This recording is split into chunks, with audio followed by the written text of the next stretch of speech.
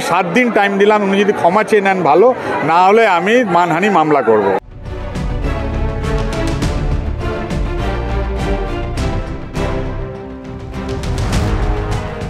শুভেন্দু অধিকারীকে ডেডলাইন। বীজপুরের তৃণমূল বিধায়ক সুবোধ অধিকারী ছট পুজোর জন্য আয়োজিত এক অনুষ্ঠানে গিয়ে ক্ষমা চাওয়ার জন্য 7 দিনের সময়সীমা বেঁধে দিয়ে শুভেন্দু অধিকারীর বিরুদ্ধে মানহানির মামলার হুঁশিয়ারি দিলেন।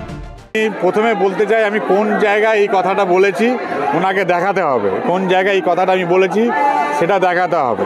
আর আমার মা একজন হিন্দিভাষী বিহারের মানুষ, তাহলে আমার মাকে উনি অপমান করলেন কেন? আমি হিন্দিভাষীকে যখন আমি অবহেলা করব বা বিহারুপির লোককে আমি বিদ্রুপ করব, তাহলে নিশ্চয় আমার মাকে আমি অপমান করছি। সেটা আমার মনে হচ্ছে কি এটা আমার যেহেতু আমার মায়ের অপমান হচ্ছে, এটা আমার মনে হচ্ছে আমার মানহানি একটা ব্যাপার হচ্ছে, কি আমার যে মান সেটা হানি হয়েছে।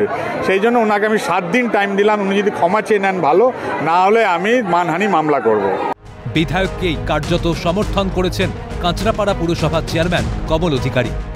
যেটা ধরুন আমি বলিনি, সেটা যদি কেউ সেটা শুভেন্দু অধিকারী নিজে বলেছেন যে এরা এইভাবে যারা হিন্দি ভাষাভাষী আছে তাদেরকে একটা মানে আমরা সামহাউ ইনসাল্ট করছি বা এগুলো উনি বক্তব্যের মধ্যে রেখেছেন। তা আমার মনে হয় না যে এরকম কোনো বক্তব্য রয়েছে।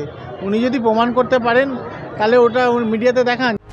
ওয়াকিবহাল মহল মনে করছে শুভেন্দু অধিকারীকে ডেডলাইন দেওয়ার জন্য তৃণমূল বিধায়ক সুচতুরভাবে বেছে নিয়েছেন ছট পুজোর অনুষ্ঠান মঞ্চকে।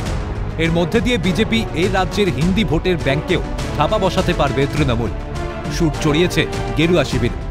বিজেপি নেতা অর্জুন সিংয়ের মন্তব্য, দলের কাছে ওজন বাড়াতে শুভেন্দু অধিকারীর বিরুদ্ধে বলছেন সুবোধ অধিকারী।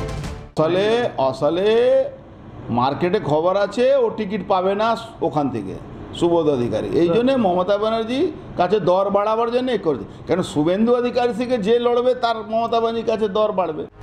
সব মিলিয়ে 26-এর নির্বাচনের আগে তরজা বাড়ছে তৃণমূল বিজেপির মধ্যে। শান্তনু আচার্যের রিপোর্ট, ক্যালকাটা নিউজ।